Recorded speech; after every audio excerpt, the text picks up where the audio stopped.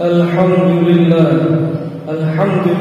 نحمده ونستعينه ونستغفره ونعوذ بالله من شرور أنفسنا ومن سيئات أعمالنا من يهده الله فلا مضل له ومن يضلله فلا هادي له أشهد أن لا إله إلا الله وحده لا شريك له وأشهد أن محمدا عبده ورسوله لا نبي بعده اللهم صل على سيدنا ومولانا محمد وعلى آله وصحبه ومن والاه لا حول ولا قوة إلا بالله أما بعد فيا أيها المحذرون أوصيكم ونفسي بتقوى الله اتقوا الله حق تقاته ولا تموتن إلا وأنتم مسلمون قال الله تعالى في كتابه الكريم أعوذ بالله من الشيطان الرجيم بسم الله الرحمن الرحيم إن أكرمكم عند الله أتقاكم وقال أيضا يا أيها الذين آمنوا قوا أنفسكم وأهليكم نارا صدق الله العظيم. Hadirin jemaah Jumat rahimakumullah. Pertama, marilah kita sama-sama memanjatkan puja-puji syukur kehadirat Allah Subhanahu wa taala yang telah melimpahkan segala karunia-Nya, nikmat kepada kita sekalian, yakni nikmat iman, nikmat Islam, nikmat sehat walafiat, dan nikmat umur panjang, sehingga kita mampu menggerakkan hati kita, mampu melangkahkan kaki kita menuju ke Masjid Al-Barakah yang mulia ini dalam rangka untuk menunaikan kewajiban kita sebagai seorang muslim, yakni sholat Jumat berjamaah.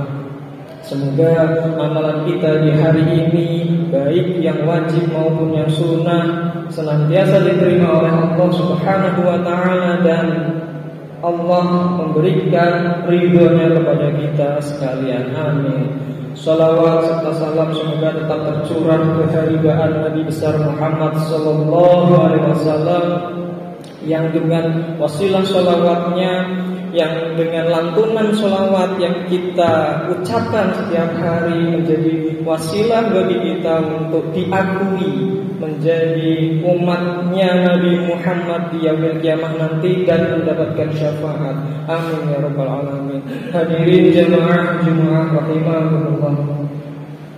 Melalui mimbar yang mulia ini, khatib berwasiat kepada diri khatib sendiri sekaligus kepada para jamaah sekalian untuk senantiasa meningkatkan keimanan dan ketakwaan kita dengan sebenar-benarnya takwa, yakni senantiasa menjalankan segala perintah Allah dan menjauhi segala larangannya. Karena takwa adalah salah satu syarat agar kita, umat Nabi, kita, hamba Allah, mendapatkan kedudukan mulia di sisi Allah Subhanahu wa taala, sebagaimana firman-Nya, inna akramakum indallahi atqakum. Sesungguhnya yang paling mulia di sisi Allah yakni orang yang bertakwa. Hadirin jamaah Jumat rahimakumullah. Di dalam sebuah keluarga, peran seorang bapak, peran seorang ayah itu layaknya pondasi sebuah rumah atau bangunan. Meski kadang tidak sering terlihat atau tidak kelihatan seperti tiang, dinding ataupun atap, tetapi fondasi menjadi sangat penting untuk mengokohkan dan mengukuhkan bangunan rumah. Itulah peran seorang bapak, peran seorang ayah. Di dalam penelitian Pattern of Father Involvement and Child Development among Families with Low Income, penelitian dari luar negeri menyampaikan bahwa peran seorang ayah sangat mempengaruhi karakter dan tumbuh kembang seorang anak. Di dalam penelitian itu menyebutkan ada 3 tipe ayah, 3 tipe bapak. Yang pertama, tipe bapak yang ramah, hangat, dan terlibat. Ayah dengan karakteristik ini selalu dan senantiasa berinteraksi dengan anak-anaknya, berinteraksi dengan keluarganya, mengajak main, bergurau, bercandaria, kemudian menghabiskan waktu bersama, sehingga anak tumbuh menjadi anak yang percaya diri, tumbuh menjadi anak yang pede kepada lingkungannya, tumbuh menjadi anak yang baik. Itu tipe atau karakteristik yang pertama. Karakteristik yang kedua adalah ayah yang cenderung kasar atau keras. Seorang ayah dengan karakteristik ini ada di rumah, terlibat di dalam interaksi bersama anak, tetapi ia cenderung kasar, dia cenderung menuntut sesuatu yang sempurna kepada anaknya. Bahkan jika anak tidak nurut, ia tidak segan-segan untuk melakukan kekasaran. Akibatnya apa dengan karakteristik ayah seperti ini? Akibatnya yakni anak tumbuh dengan rasa bersalah, anak tumbuh dengan gangguan emosional, dan tidak jarang anak yang memiliki ayah dengan karakteristik kasar ataupun keras cenderung mengikuti ayahnya.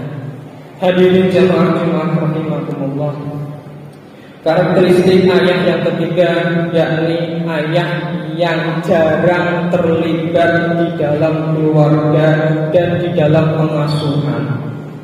Bisa jadi seorang ayah hadir di dalam rumah, tetapi dia tidak menyapa anaknya, dia tidak bermain bergurau dengan anaknya. Boleh jadi ayah seperti ini saking sibuknya dengan pekerjaan atau bahkan cenderung main HP daripada bermain dengan anak. Karakteristik yang ketiga ini menyebabkan seorang anak jauh dari bapaknya, jauh dari ayahnya, sehingga bisa jadi anak yang seperti ini akan mencari kasih sayang, mencari kepedulian di luar yang kita tidak tahu apakah itu benar atau salah. Apakah kepedulian kasih sayang di luar itu baik atau buruk, kita tidak tahu. Inilah karakteristik ketiga yang dinamakan fatherless, atau anak tumbuh tidak mendapatkan kasih sayang, tidak menghadirkan sosok ayah di dalam keluarga. Na'udzubillah min dzalik.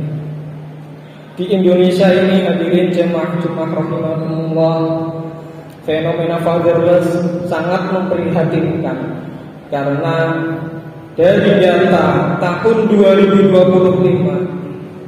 ada sekitar 15,9 juta anak di Indonesia tidak mendapatkan perhatian, tidak mendapatkan kasih sayang, tidak memiliki atau tidak ada hadirnya seorang ayah. Penyebabnya bisa karena kematian, bisa karena perceraian, bisa karena pekerjaan ataupun kesibukan, atau bahkan bisa karena ayahnya, bapaknya tidak mendekat, tidak hadir untuk anak-anaknya. Hadirin jamaah rahimahumullah. Padahal kalau kita melihat di dalam Al-Quran, salah satu contoh kecil pengasuhan ayah terhadap anaknya yakni ditunjukkan oleh Nabi Ibrahim alaihissalam dan Nabi Ismail alaihissalam.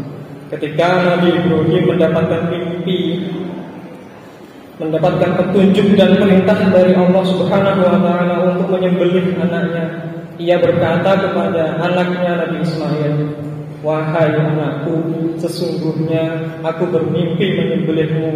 Bagaimana menurut pendapat kamu?" Kemudian Nabi Ismail menjawab, "Wahai ayahku, jika memang itu perintah dari Allah, maka laksanakan. Semoga engkau mendapatiku menjadi orang-orang yang sabar." Hadirin jamaah Jumat rahimakumullah, teladan ini menjadi penting, bahwa meskipun Nabi Ibrahim mendapatkan perintah langsung dari Allah, tetapi ia tetap mengajak diskusi anaknya, mengajak bercerita, berbicara kepada anaknya, dan meminta pendapat. Nabi Ismail juga mengajarkan kita sebagai anak mematuhi dan memberi kepercayaan kepada ayahnya. Jika betul ayahku itu perintah dari Allah, maka laksanakan. Ini dua hal yang sangat penting, teladan yang sangat penting untuk kita tiru. Maka hadirin jamaah Jumat rahimakumullah, marilah kita sama-sama merenungi, apakah di keluarga kita sudah menjadi ayah yang baik, kita sudah menjadi ayah yang hadir untuk anak-anaknya, ataukah kita menjadi ayah yang membiarkan anak-anaknya tidak tahu kemana tujuan, tidak tahu dia mau main apa, dia tidak tahu mau main HP semalaman dan lain sebagainya. Apakah kita rela membiarkan anak kita seperti itu? Kita wajib merenunginya, karena anak pada hakikatnya adalah amanah dari Allah, dan kita sebagai bapak, sebagai ayah, wajib untuk menjaga dan merawat amanah itu dengan baik. Nanti di yaumil qiyamah Allah akan meminta pertanggungjawaban kita terhadap apa yang dilakukan oleh kita dan bagaimana kita menjaga amanah itu. Hadirin jamaah Jumat rahimakumullah, akhirnya kita senantiasa memohon kepada Allah Subhanahu wa taala agar memberikan kemudahan, memberikan kekuatan, serta memberikan rasa kepedulian kasih sayang, agar kita mampu menjadi ayah yang baik, ayah yang hadir, ayah yang senantiasa bercerita, mendengarkan cerita anak, dan menjaga merawat anak agar anak tumbuh dengan baik dan diliputi oleh kebaikan. Amin ya rabbal alamin. Barakallahu li wa lakum fil Qur'anil azim wa nafa'ani wa iyyakum bima fihi min ayatin wa dzikril hakim wa taqabbalallahu minni wa minkum tilawatahu innahu huwas samiul alim. Aqulu qawli hadza wa astaghfirullah innahu huwal ghafur